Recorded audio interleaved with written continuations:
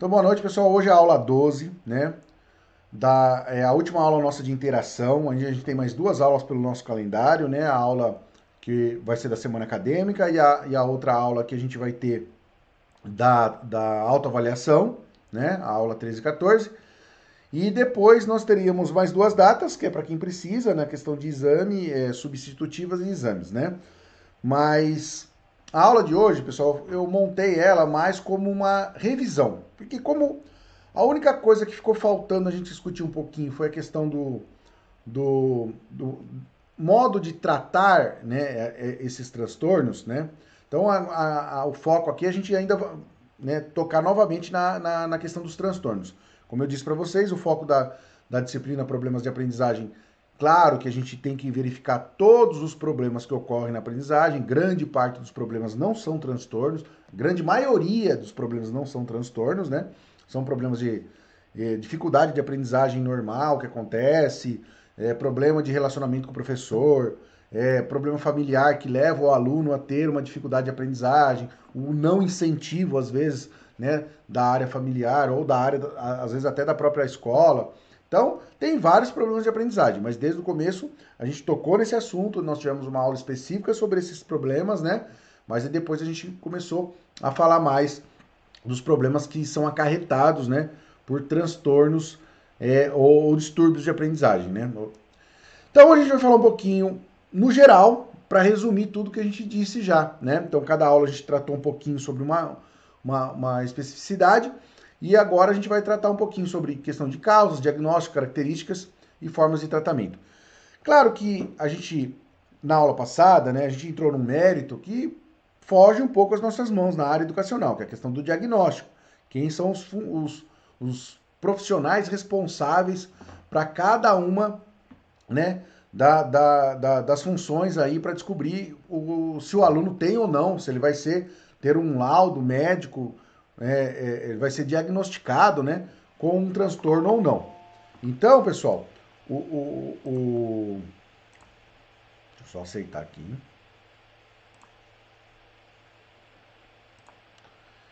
Então, o que acontece?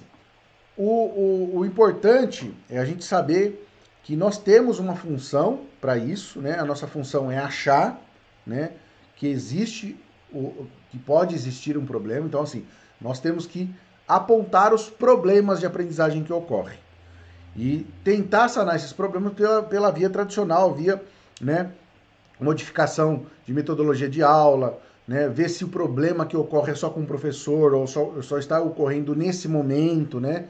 Às vezes o aluno está passando por um processo que está causando esse problema, ou se esse problema já é recorrente a outras séries, outros anos que o aluno já estudou.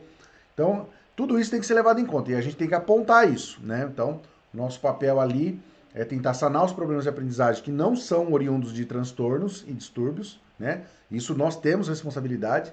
E se a gente não consegue e verifica que o aluno tem uma certa dificuldade, que não consegue acompanhar, né, minimamente, né, o que a gente espera de um aluno na idade dele, então a gente pode, né, levantar uma suspeita que pode vir a ser um transtorno de aprendizagem.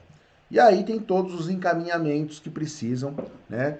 Vocês viram que a responsabilidade nossa é de relatar, né, escrever os relatórios necessários para o psicopedagogo, psicólogo ou psiquiatra, né, dependendo do grau ou da etapa que se está para descobrir isso, né, para descobrir os transtornos.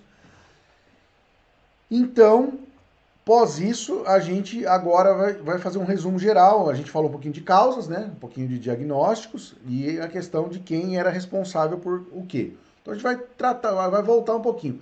Claro que a gente falou pouquíssimos em relação, principalmente a tratamento, que é a última parte que está aí no nosso título, né? Então a gente não falou um pouco, não entrou nesse mérito, porque o mérito do tratamento, pessoal, nós temos uma responsabilidade nessa parte, que é o que a gente vai ver hoje. Mas o tratamento específico para quem tem um determinado grau de transtorno é um acompanhamento adequado. Esse acompanhamento adequado depende muito do que a pessoa tem, né? Do que a criança tem. Tem distúrbios que não necessitam de um acompanhamento psiquiátrico, por exemplo, só de um acompanhamento psicológico ou só de um acompanhamento psicopedagogo. E às vezes, dependendo do desenvolvimento da criança e do distúrbio que ela tem, né, ou do transtorno e do grau que tem, né, até a própria escola consegue dar conta, né, do tratamento específico para resolver o problema da aprendizagem, não o transtorno. Bom? Fique bem claro que a nossa responsabilidade é no processo de ensino-aprendizagem e não da cura da doença, principalmente porque transtornos e distúrbios vocês viram que não tem cura, né? Eles têm cuidados que podem ser feitos para que a criança minimize o processo. A gente falou, mas a dislalia, que é uma questão da fonoaudióloga, né? Que pode vir a ter um tratamento lá e a criança pode melhorar muito, mas não é que ela vai ser curada, ela vai se policiar num processo de fala que ela vai conseguir talvez falar normalmente e ninguém perceba que ela tem, entendeu? Mesma coisa da descalculia ou da dislexia. Dislexia, por exemplo, tem muitas pessoas que são diagnosticadas com dislexia e não tem um grau tão alto e conseguem passar normalmente pela escola ou por algum processo de aprendizagem, algum curso, e ninguém percebe. Por quê? Ela conseguiu aprender a lidar com esse distúrbio que ela tem. E aí ela consegue, por meio de um esforço maior, né, do que os outros para determinadas situações, conseguir compreender, né, uma leitura, por exemplo, ou a fala de um professor, ou na hora de que uma informação está sendo passada, ela conseguir absorver aquela informação para construir conhecimento. É possível, tá? Claro que em graus maiores, talvez a dificuldade seja maior ainda de fazer isso, ou até pode ser que exija que a criança tome algum medicamento. Isso aí é o último caso, como a gente disse na aula passada. Mas vamos lá. Então, uma pequena revisão, eu vou ocultar aqui só essa partinha. Uma pequena revisão aqui, né, sobre as dificuldades de aprendizagem. Então, o que é dificuldade? É qualquer coisa, né? Pode ser uma coisa, por isso que eu tô falando grupo heterogêneo, é uma enormidade de coisas que podem vir a ser dificuldades de aprendizagem. Mas aqui a gente está tratando especificamente dos transtornos. Então, também dentro do leque de transtornos, há uma grande possibilidade de que esse aluno, né, existem cada vez mais transtornos sendo descobertos. Então, pode acontecer de uma enormidade de transtornos. E dentro desses transtornos existe um espectro também, né, de graus aí em relação a uns que estão muito mais próximos de conseguir, né, se adequar em relação ao processo de aprendizagem de maneira normal, e tem pessoas que têm uma dificuldade muito maior, né, tem um grau em relação a esse transtorno muito maior. Então aqui a gente vai especificar mais a questão da escuta, fala, leitura, escrita e raciocínio ou habilidades matemáticas, como a gente disse, né, dentro desses transtornos, mas a gente viu que tem várias outras nuances aí também, né? Então a gente falou da TDAH, né? Falou também de impedimentos físicos, né? Então a gente falou das pessoas que têm baixa visão ou são cegas, as pessoas que têm deficiência auditiva ou da fala, né? Da fala não dislalia, né? A dificuldade de não falar mesmo, né? Por causa. Normalmente a dificuldade da fala vem atrelada à dificuldade da audição. Então a pessoa teve um impedimento, né, biológico e ela não consegue escutar. E, claro, pessoas que têm dificuldade de escutar ou não escutam, não conseguem depois verbalizar, porque não consegue formar as palavras, porque ela não escuta as palavras, né? Então há uma dificuldade muito grande nisso. Então, o que são esses transtornos, né, que a gente falou aí durante as nossas aulas, né, principalmente as últimas aulas nossas aí, principalmente segundo bimestre mesmo, especificamente, né? Que é alguma inabilidade. Uma inabilidade ou da opção da pessoa ler, né? Escrever, falar, né? Ter um raciocínio lógico, compreender conceitos, ou dentro do grupo, né, da linguagem matemática. Então, tudo essa inabilidade muitas vezes, pessoal, tem que tomar cuidado. Aqui a gente está falando de transtorno. A grande maioria da inabilidade do que acontece em relação a esses termos aí, não é oriunda de transtorno, né, de distúrbio, tá? A gente tá falando de distúrbio hoje, tá bom? Então, os transtornos normalmente afetam esse processo, né? Não toquei aqui, mas já discutimos nas outras aulas, que é a questão comportamental, né? Claro que alguns distúrbios também afetam o processo comportamental da criança, né, ou do adolescente. Algumas vezes, por ser parte, né, do que o transtorno causa, e algumas vezes porque isso leva a criança se tornar uma criança talvez agressiva ou não ter um comportamento adequado. Uma pessoa, por exemplo, que tem uma dificuldade de leitura, ela pode se tornar uma criança rebelde e não querer se comportar adequadamente porque as outras crianças que estão ao lado dela conseguem ler, por exemplo. Então isso também pode levar a um processo de distúrbio comportamental, né? E tem a TDAH, por exemplo, que tem dentro do seu rol de características, né, de quem tem, também ter esse comportamento inadequado dependendo da situação, né? Então, quais são as causas? Aí a gente discutiu também numa aula específica de causas sobre isso. Então, ela é uma causa cognitiva, né, afeta o processo cognitivo, ou seja, o processo de construção do conhecimento, né? Então, ele normalmente está atrelado ao neurodesenvolvimento, então, a questão biológica do cérebro, né? Onde algum fator, né, de origem, aí depois a gente vai ver um pouquinho na questão de como isso acontece. Algum fator biológico, né? Aí pode ser externo, de trauma, né? Pode ser é, é,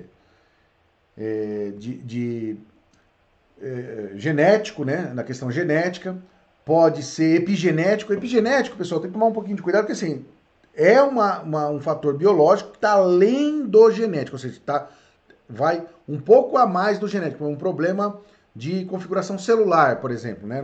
Nas células do neurônio. Então não está atrelado diretamente à questão genética, ou seja, do DNA, mas está atrelado à questão, por exemplo, da célula, da transmissão de informação entre as células, por exemplo, as células dos neurônios. Então isso é um fator epigenético, ou seja, que vai além do genético, né? Pode ter até o genético junto, mas vai além do genético. E os externos, como eu falei para vocês, na questão do trauma. Todos eles, pessoal, normalmente são oriundos de alguma má formação, trauma ou má comunicação entre os setores do cérebro ou as células cerebrais. A questão do trauma, pessoal, por exemplo, vamos supor que uma criança tenha tido um acidente e bateu a cabeça, né? E desenvolveu um distúrbio, por exemplo, da fala. Pode acontecer. Então, essa criança ela não tem uma predisposição genética para ter aquele problema, né? Então, ela não trouxe a carga genética dos seus pais ou avós e essa carga genética fez com que ela tivesse o problema. Foi o trauma, né? Foi uma questão ambiental, ou seja, no convívio, a criança em algum momento teve um acidente, bateu a cabeça e pôde ser o causador do transtorno que ela tinha. Então, isso também acontece, tá bom? Quais são a gente falou de vários transtornos, né? A gente falou de um monte de transtorno, eu acho que uns 5 ou 6 nós discutimos aí durante as aulas, né? Mas quais são os principais, os que mais ocorrem, tá? O que mais ocorre é o transtorno da leitura. A dislexia hoje é o transtorno mais presente em crianças e adolescentes no Brasil. Muitos acham que é a TDAH, não é, tá? Então a dislexia é hoje o transtorno mais comum, né? E é um transtorno se você não conseguir adequadamente, no momento correto, diagnosticar isso, pode levar a um grande problema, né? Um grande abismo na aprendizagem dessa criança e ela não conseguir acompanhar corretamente o ano série dela, né? A gente sabe que a dislexia, dependendo do grau, ela é bastante impeditiva que a criança consiga ler e escrever, né? E principalmente ler, porque a dificuldade de escrever, na verdade, está atrelada à leitura nesse caso, né? Então ela não consegue fluentemente, como a gente lê normalmente, identificar todas as palavras adequadamente e principalmente a relação entre elas, que é formar o conceito. Quando eu leio algo, não é só identificar a palavra que é importante, olha lá. Por exemplo, transtorno caracterizado por problemas no reconhecimento, né? Preciso ou fluente das palavras. Então eu poderia só decodificar cada uma das palavras. Transtorno caracterizado por problemas. E a criança já tem essa dificuldade. E ainda mais relacionar todo esse entendimento quando está numa frase. Então, esse é um grande problema e é o maior problema que aparece nas escolas, né? Embora, né, culturalmente a gente ache que é a TDAH. Não, não é, tá? Outro problema que bastante presente, que está surgindo, está crescendo demais o diagnóstico, é a descalculia. A linguagem matemática já é uma linguagem mais difícil para a gente que é de origem latina, é língua latina, né? Porque a língua latina ela não tem uma lógica tão precisa como uma língua oriental, por exemplo, né? Uma língua não, uma língua e uma escrita oriental.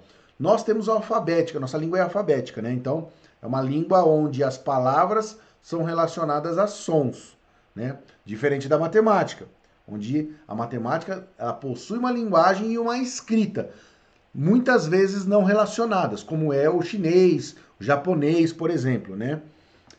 Que são a língua não tem uma relação direta com a escrita, né? A escrita, se vocês olharem a escrita japonesa e a escrita chinesa, elas são por símbolos, são simbólicas, né? São linguagens simbólicas, são escritas simbólicas. E não necessariamente o que está sendo representado na escrita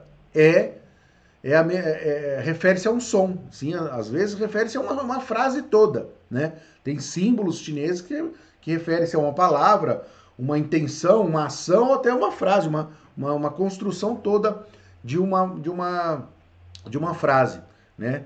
Então, eles têm muito mais praticidade desse desligamento entre o que está registrado no papel e o que se produz na fala. E nós não, né? Nós, de língua latina, temos uma dificuldade maior. E a descalculia, não que isso vá levar a descalculia ou não, porque nós temos outras grandes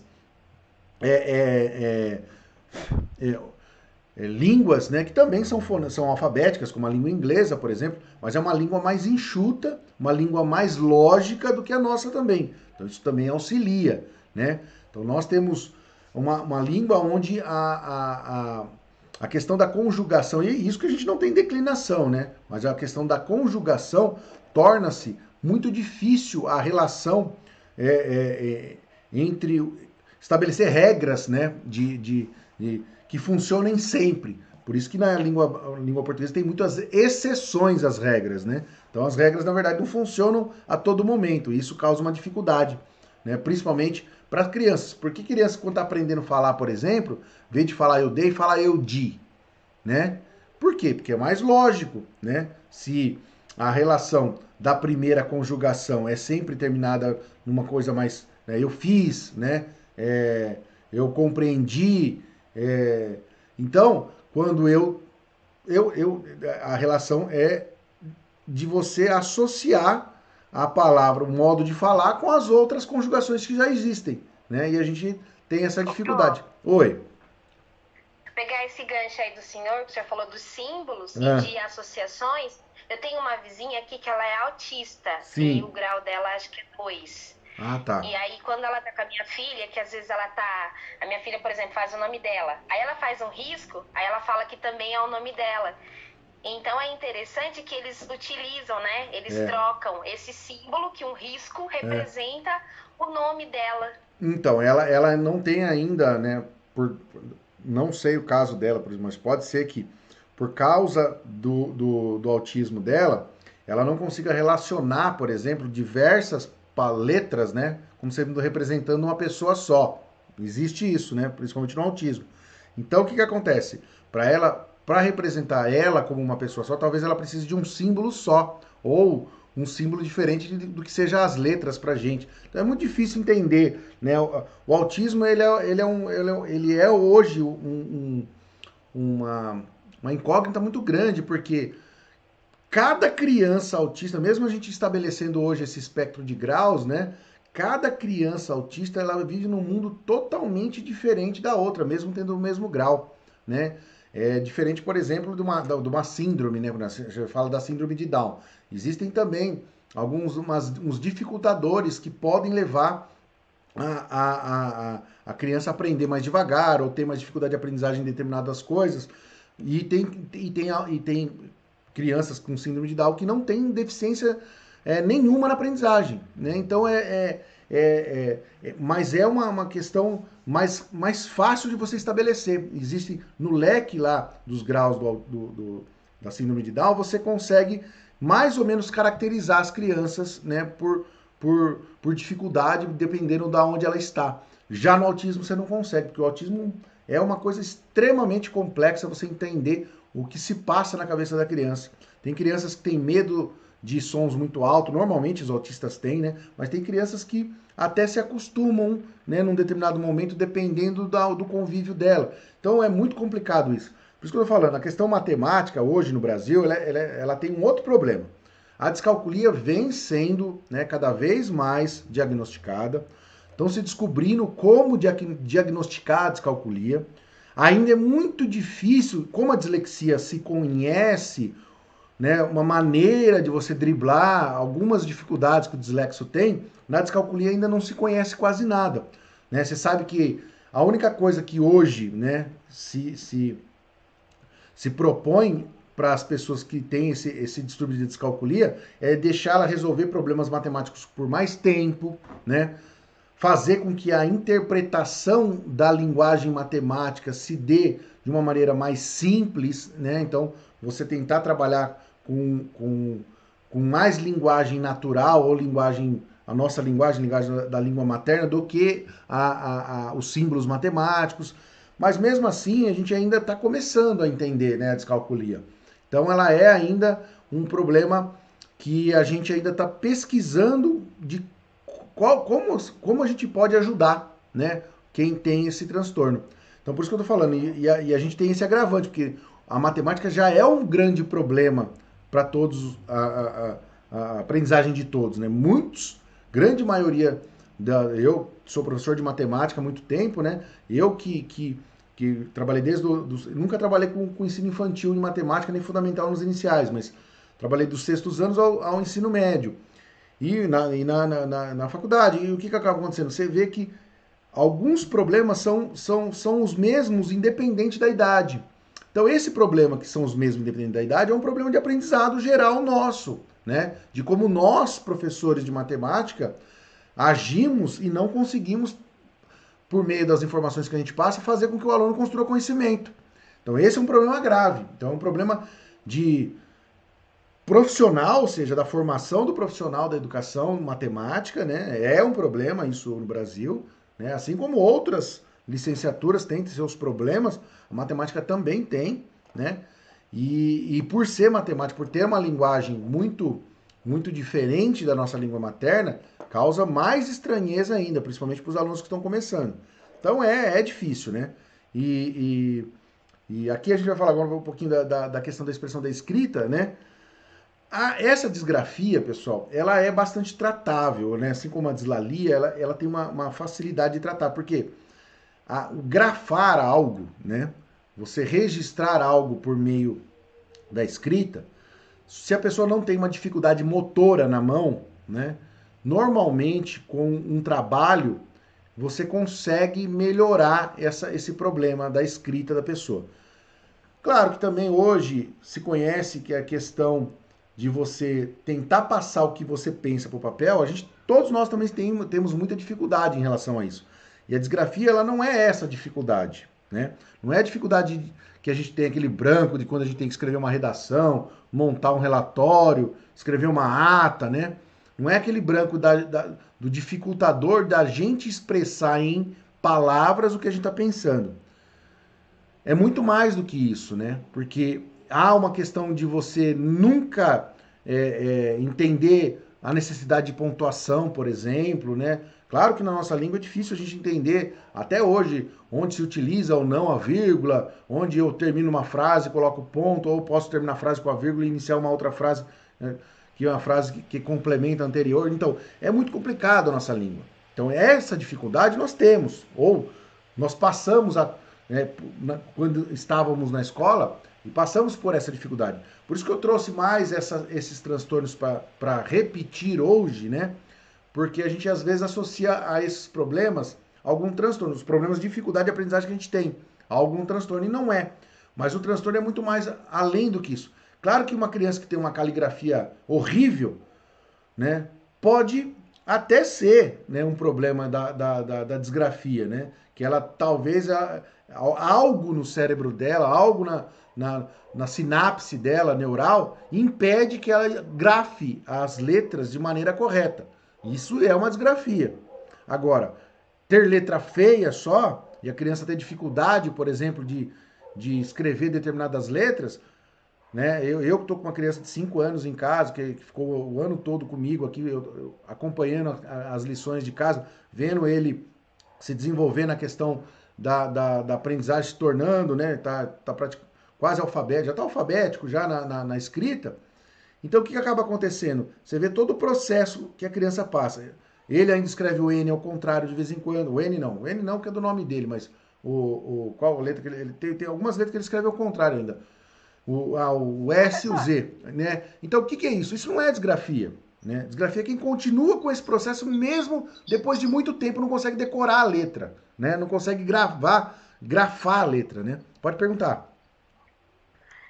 Você está falando sobre a escrita, né? Sim. Antigamente era muito usado, pelo menos no início, assim, nos anos iniciais, aquele famoso caderno de caligrafia, que é o que ajudava, né, as crianças a desenvolver melhor a forma de escrever, as letras. Isso. Hoje em dia, eu não sei se ele é tão usado. Eu, pelo menos, não vejo mais tantos nem ser falado. Não é usado mais. Tem dois motivos, né? Primeiro, eu até, assim, hoje a nossa estrutura, até um tempo, vou voltar 20 anos na história.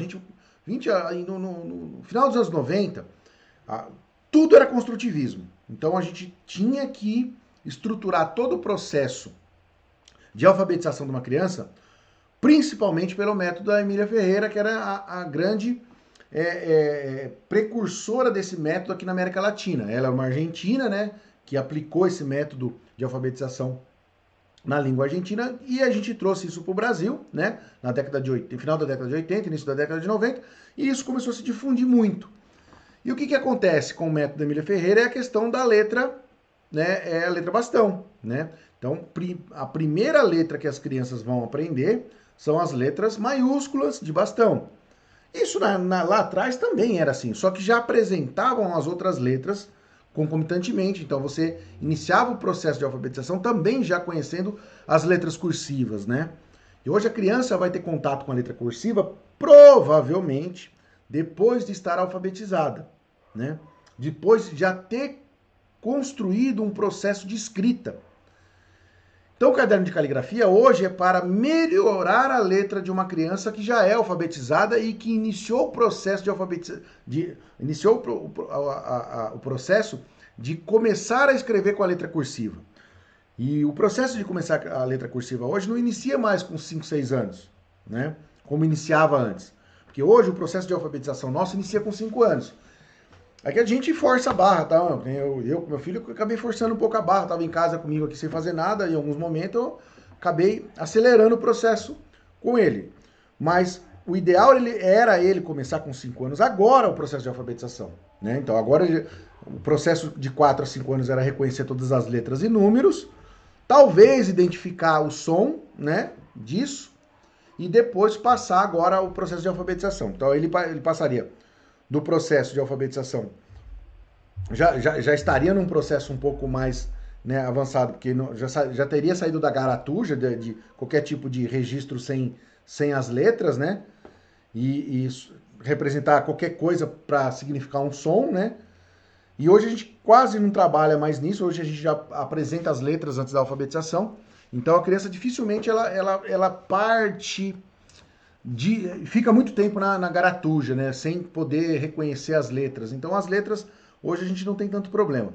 E aí a gente vai passando pelo silábico, né? Tem as etapas do silábico, depois silábico alfabético e o alfabético. Aí que a gente vai começar a mostrar as letras cursivas para a criança. Então, o caderno de caligrafia antes, que vinha junto com o processo de alfabetização, não ocorre mais. Então, hoje só usa quem tiver letra feia, né? Não é mais uma obrigação, não existe mais a necessidade, né, para algumas pessoas de se utilizar. Eu acho o caderno de caligrafia, ele é importante para a gente melhorar a condição do tamanho das letras, de como a gente registra a letra cursiva, né? Mas a criança, por exemplo, se ela não passa para a letra cursiva e continua com letra bastão, maiúscula e minúscula, o resto da vida inteira, não tem nada que impeça que ela participe normalmente do processo de alfabetização. Hoje não é mais cobrado isso, né? Então por isso que o caderno de caligrafia também caiu um pouco em desuso. Mas para quem tem o transtorno da disgrafia, que é disgráfico, né? Eles têm muitas vezes no tratamento a utilização de cadernos de caligrafia, né? Por quê? A grande dificuldade, às vezes, é relacionar o tamanho da letra, né? Relacionar a continuidade da letra, né? Então, são poucas as letras, ou modo, os alfabetos, né? Que são contínuos, né? Nós temos, hoje, no mundo, somente 2 alfabetos de uso contínuo, assim, que uma letra vai emendando na outra bonitinha. É o alfabeto latino, né? Que é esse, que é com as letras, algumas letras gregas, né? E o alfabeto árabe, né? Que também ele tem toda uma continuidade. Ele escreve ao contrário da gente, mas existe uma continuidade. A gente modifica a letra para emendar na outra, né? Então existe uma. A gente tem que entender, por exemplo, que o A escrito sozinho é de uma maneira, o A, quando vai ser juntado com o B, vai ser de outra maneira, o V, ele termina lá embaixo, quando está sozinho, quando ele vai lá em cima, ele emenda com a outra letra. Então V com E junto modifica. Então tudo isso, para quem é disgráfico, é uma perdição, né? Assim como no árabe também, né? Que as letras modificam todas, né? Quando uma vai emendando na outra. Então é o mesmo processo, né? Da língua latina. E o alfabeto latino, ele claro, tem algumas. Muita coisa do grego também, mas se você olhar o alfabeto grego, não existe uma emenda na escrita entre as letras, né? Pega as letras gregas no Word, por exemplo, e escreve alguma coisa com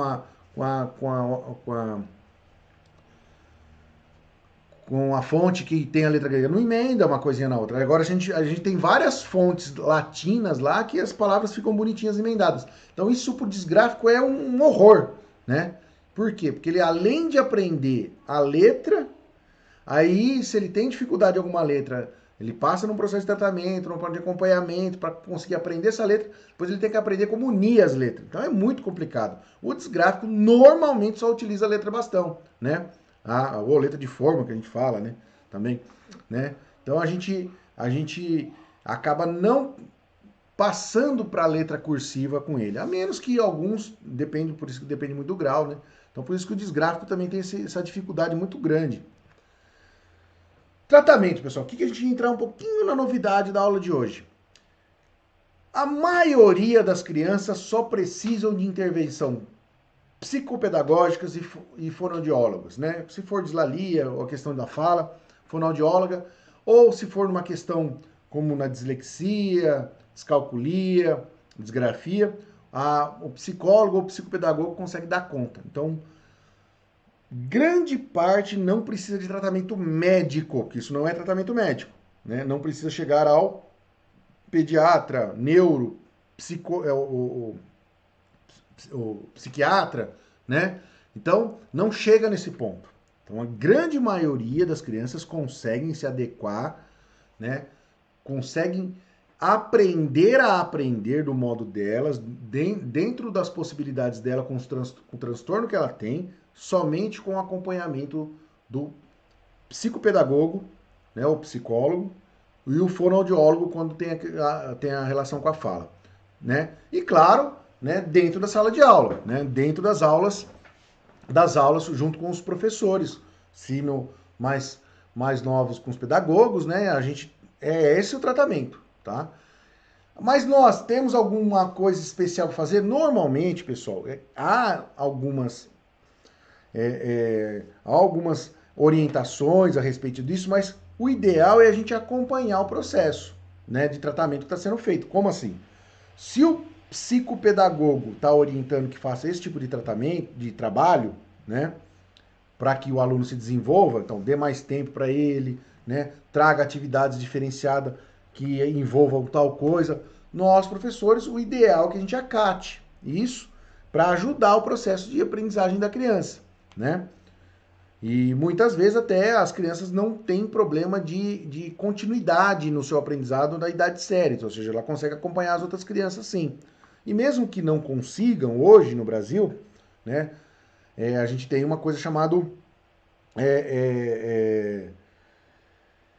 a gente tem a gente tem uma estrutura de ensino que é de aprendizagem continuada, né? Então, o nosso ensino é contínuo.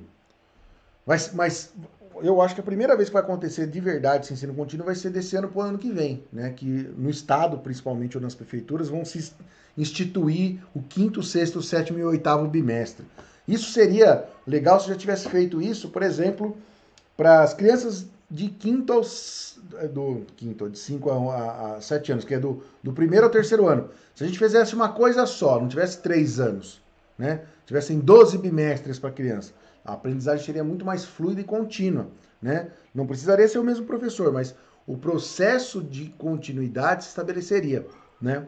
Então a gente tem um processo contínuo no Brasil que não funciona, né? Provavelmente é muito difícil mesmo que funcione, né? Então a gente fala muito que existe uma promoção automática em vez de ser um processo contínuo de aprendizagem.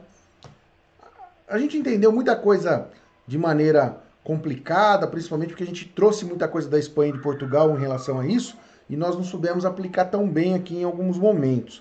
Claro que há grandes projetos em relação a isso que ajudam, né? E ajudam também, né? Essa continuidade ela é muito importante para essas crianças que têm transtornos, porque a gente vai avaliando o andamento ou o desenvolvimento dela no decorrer de um tempo maior do que um ano. Seria muito mais interessante, né? Mas claro que a gente tem alguns casos, né, pessoal, que o grau de transtorno exige algo mais, né? Então exige um acompanhamento mais especializado, né, em processos educacionais. Por exemplo, nós temos em alguns lugares salas específicas de atendimento. Assim como a gente tem salas específicas de atendimento para crianças que têm deficiência visual ou deficiência auditiva e da fala, ou transtornos neurológicos ou deficiência intelectual. Então a gente tem salas especializadas para esse tipo de aprendizado. Então, às vezes, né, é necessário que a criança tenha esse acompanhamento, né? Franco da Rocha, por exemplo, tem uma sala de atendimento especializada para crianças com deficiências intelectuais e transtornos. Fica na Escola Luiz Alexandre, né? Lá, a Escola Vereador Luiz Alexandre fica ali perto do trevo da entrada de Morato, né? No Jardim Bandeirantes. Então, todas as crianças de uma certa região que tem uma certa dificuldade, no contraturno dela, escolas estaduais, tá? No contraturno dela, ela pode frequentar essa sala de recurso para auxiliar no processo de construção do conhecimento. Ou seja, é um a mais que ela pode ter, né, para ajudar na sua aprendizagem. E eles trazem de lá várias, né, orientações para os seus professores. Então, por isso que é a importância nossa de acatar muitas vezes, né, o que é preciso para acompanhar esse aluno. E tem o caso, né? Em casos mais graves, dependendo da situação, tem a questão da necessidade de remédio. Mas como eu disse na aula passada, isso tem que ser muito bem diagnosticado. Não é. Tem família que, dependendo da situação da criança, pede para que seja prescrito remédio, né? E isso às vezes é um impeditivo, que depende do remédio, atrapalha o processo de aprendizagem. Por isso que eu tô falando, às vezes é necessário para o convívio social da criança. Tem crianças muito, né, agitadas, que têm problemas de agressividade e tal, às vezes precisa tomar o remédio. Mas normalmente, em grande parte das crianças que tomam remédio, isso afeta no processo de aprendizagem, né? Então por isso que tem que ser o último caso. A fonte do texto que eu mandei para vocês na aula passada tá aí, os contatos nossos estão aí também, tá? Esse material eu tô mandando para vocês hoje. Além desse material, eu vou mandar a atividade 5 e amanhã eu vou mandar para vocês a gravação da aula e o nosso calendáriozinho de fechamento, tá bom?